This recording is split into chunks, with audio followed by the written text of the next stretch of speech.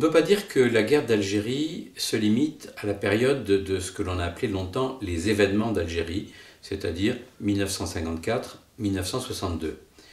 En effet, avoir cette vision-là serait une vision réductrice et on se trouverait confronté probablement à l'absence d'explication des phénomènes qui se passent durant cette période. Alors, il y a un certain nombre d'historiens qui travaillent sur la période 1945, c'est-à-dire les émeutes de Sétif, 1962. C'est déjà plus satisfaisant, mais on n'a pas l'ensemble de la période qui me semble être la période la plus intéressante, c'est-à-dire la période 1830-1962. 1830, c'est la conquête de l'Algérie, et pour ma part, je considère que la guerre d'Algérie commence dès le débarquement de Sidi Ferruch, au moment où les Français vont se lancer à la conquête de l'Algérie.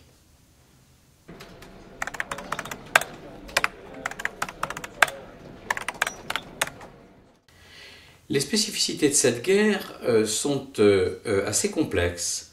D'abord parce que, évidemment, il s'agit d'une guerre de libération nationale, vue du côté des Algériens, des nationalistes algériens.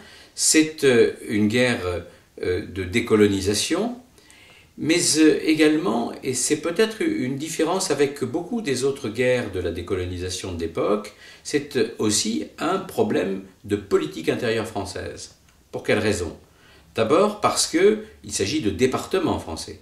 Ensuite, parce qu'il y a un grand nombre d'Européens, à peu près 1 million, qui vivent à l'époque sur le territoire de l'Algérie. Et enfin, parce que l'Algérie a joué un rôle important pendant la deuxième phase de la Seconde Guerre mondiale. Ça, ce sont des éléments particuliers et il faut absolument en tenir compte.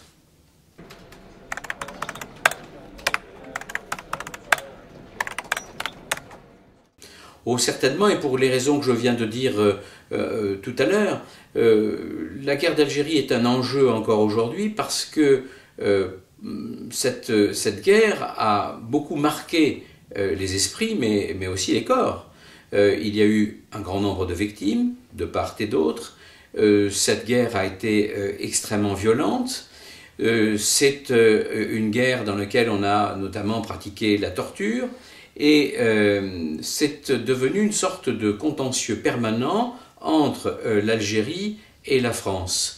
Et les autorités algériennes, depuis longtemps, utilisent cette guerre, cette mémoire, comme un argument dans les relations entre la France et l'Algérie. Ça, c'est le premier point.